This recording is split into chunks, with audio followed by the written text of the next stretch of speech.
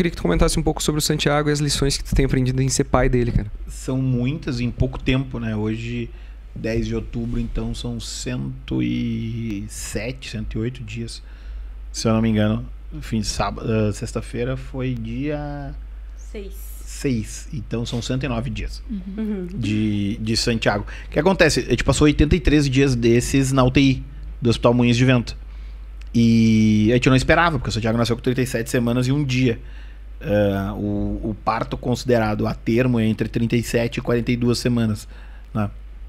Ele nasce com 37 mais uma, porque ele era pequenininho. A gente imaginava que ele fosse ter em torno de 40 e poucos centímetros, e ele estava entre 2 e 2,5 kg. Ele tem ali, na hora que tu faz a ecografia não é um exame de precisão, né? E aí ele nasce com 2 kg, 180 e 47 centímetros. Mas ele apresentava um quadro chamado de hipotonia, que é se mexer pouco. Ele simplesmente não tinha nenhuma explicação para aquilo. E ele tinha a necessidade de ter suporte respiratório. E é isso aí. Eu lembro que eu entrei no Moinhos de Vento e aí eu fiz um upgrade para um quarto com uma vista diferente, com espaço maior, porque eu tinha toda uma jornada que a gente queria fazer, o parto no quarto e tal, tinha todo um plano. Mas aí tem uma frase do Mike Tyson, que é: todo mundo tem um plano até tomar um soco na cara, né? E aí a chegada do Santiago, ela é totalmente diferente do plano. Então quando ele sai ali, né, da barriga da minha esposa, ele não se mexe, não chora, e aí a gente precisa naquele momento levar ele diretamente pra UTI. E aí a médica olha pra mim do lado de fora da sala de parto e fala assim: vai lá e avisa tua esposa que ele vai pra UTI. E aí cai a ficha pra mim na hora do que é ser pai. Porque eu tive que virar um pai de um filho que tá na UTI no momento zero. Então ele nasce direto e vai direto pra UTI. E não tinha nenhum... E sem saber nada, né? Não, tu não sabia nada. E aí todos os exames prévios tava tudo certo. Então, muitas pessoas, quando ficou sabendo da história, se perguntam: ah, mas não tinha como saber antes?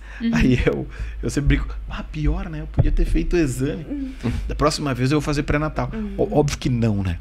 Vocês lembram que eu acabei de falar várias vezes que o negócio que eu controlo é a preparação. Então a gente controlava tudo. A gente se preparou ao máximo.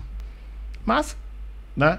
A vida não é sobre o que te acontece, né? Assim, como tu reage. Então, beleza, tem que ir pra UTI, vamos pra UTI.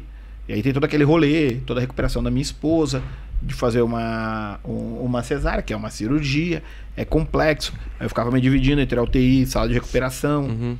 E aí eu pensei, quando eu cheguei lá, eu pensei: quantas horas será que ele vai ficar aqui? Né? E aí, quantas horas? E a galera meio que tentando lidar com mais um pai desesperado que aparecia lá, que é meio que a rotina deles numa UTI neonatal. E aí beleza, ele precisa...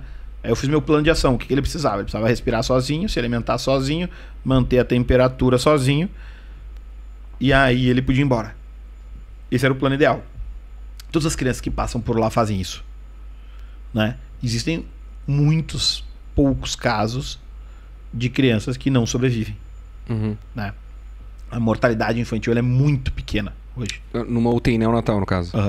É porque tu imagina que só vai pra UTI quem tem algum risco. Não tem risco, vai pra casa. Então, 99%, 99,5% das crianças vão pra casa. Sobra 1,5% que vai pra UTI. Dos que vão pra UTI, é muito pequeno o percentual daqueles que não sobrevivem. Normalmente são casos de ou uma doença congênita que já existia, ou é porque é um prematuro extremo. Então, às vezes, com 21 semanas e meia. Sim. Pensando que a gestação é de 37 a 42. Então, aconteceu isso. É muito duro, mas aconteceu. Eu fiquei praticamente 3 meses lá na UTI do Moinhos de Vento. E aí, só que tem uma percentual mais raro ainda, né? Que é aqueles que não têm diagnóstico. Então, o tempo foi passando e não tinha diagnóstico. Aí, a gente foi fazendo uma série de exames. Aí, alguns diagnósticos a gente recebeu, só que eles estavam errados. Não porque eles estavam errados, e sim porque eles não justificavam o quadro. E aí a gente foi avançando, até que a gente fez um exame genético chamado exoma, que para esse exame acontecer, a ciência teve que evoluir muito. Hoje, a ciência consegue fazer o sequenciamento do DNA para encontrar falhas do DNA que explicam doenças genéticas raras. E é exatamente o que o Santiago tinha. No dia 42, então 6 semanas depois que ele nasceu, a gente descobriu que ele tinha uma doença genética rara chamada miopatia centronuclear.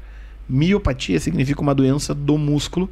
Centronuclear é que quando tu olha do microscópio, a célula, o centro da célula, ele não fica no centro, ele fica na bordinha. No caso da miopatia centronuclear, ele fica no centro. Por isso que é centronuclear. Como disse para mim o Orlando, que é um paciente também tem a miopatia centronuclear, ele falou: a minha célula é muito mais bonita que a de vocês, né? E é verdade. Eu tô no microscópio, é bem mais bonita. E a do Santiago, no caso, é causado pela ausência da dinamina 2, que é uma proteína que fica dentro da mitocôndria. Então, é uma doença genética causada por uma ausência de uma proteína dentro da mitocôndria, e isso causa uma fraqueza muscular. É isso que explica o quadro dele. Só que não foi assim que eu fiquei sabendo no dia 42. Foi bem mais difícil a notícia, porque os médicos não conhecem muito de doenças raras. As doenças raras são cerca de 9 mil doenças. Então, elas são muitas. Sim. Mas elas não afetam poucas pessoas. No Brasil, a estimativa é que existem 13 milhões de pessoas com doenças raras diferentes. Só quando tu divide 13 milhões por 9 mil, a quantidade de pessoas por doença é muito pequena. Então é muito difícil tu conseguir falar sobre doenças raras em volume, porque são muitas doenças. Mas graças a Deus e ao trabalho de profissionais brilhantes, a gente tem no Rio Grande do Sul uma casa de referência fenomenal chamada Casa dos Raros, que eu certamente vou convidar o professor Roberto Giuliani para estar aqui no Palco Saúde da Gramado Summit 2024, porque ele é uma referência global em um dos maiores nomes em doenças raras do mundo. Foi aquela conexão com o Valério? Exatamente. E ele construiu, e ficou pronta esse ano, a Casa dos Raros, que é um centro de referência que fica em Porto Alegre, do lado do Hospital de Clínicas. E tudo isso que eu sei, eu descobri assistindo as palestras dele, porque isso eu controlo, né? Eu tive sexta-feira agora num evento lá na Unicinos, também da Casa dos Raros, junto com a Comung, que é a Associação das Universidades Comunitárias do Rio Grande do Sul, onde tem vários parceiros nossos, né? E aí eles fizeram porque que acontece? A doença rara precisa ser explicada para os médicos que vão se formar, para eles saberem que existe uma doença rara. Porque é muito comum a pessoa ter sintomas, ela ser tratada para outras doenças que não é a doença que ela tem. E tu tem menos pesquisa em função de ser uma doença rara, né?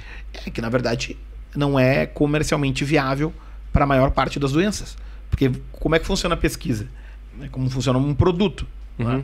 Tem que ter mercado para consumir. Demanda. Se o mercado é pequeno, não vai ter produto para aquilo. Então, é meio complexo.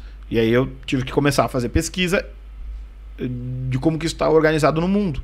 Então por isso que eu fui até conhecer o pessoal de Newcastle, conheci o pessoal na França, já mapeei as pessoas que estão pesquisando isso nos Estados Unidos, já conversei com o pessoal da USP, que é referência nisso. Então eu tô tendo que fazer isso porque a minha missão de vida agora é: eu não deixo esse mundo antes de ter a cura e o tratamento da miopatia centronuclear.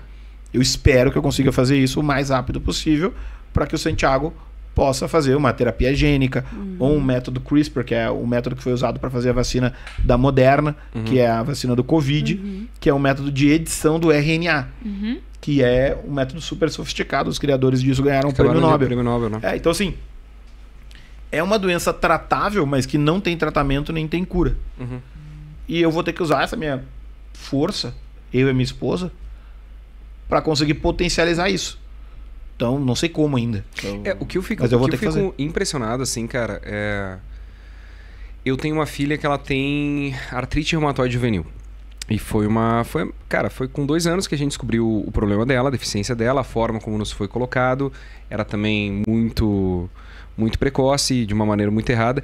E eu vi como aquilo abalou a gente, cara. Eu impressionei a tua capacidade de aceitar o fato, sabe? Eu até ontem ouvi uma frase que muitas vezes a gente quer negar a realidade, né?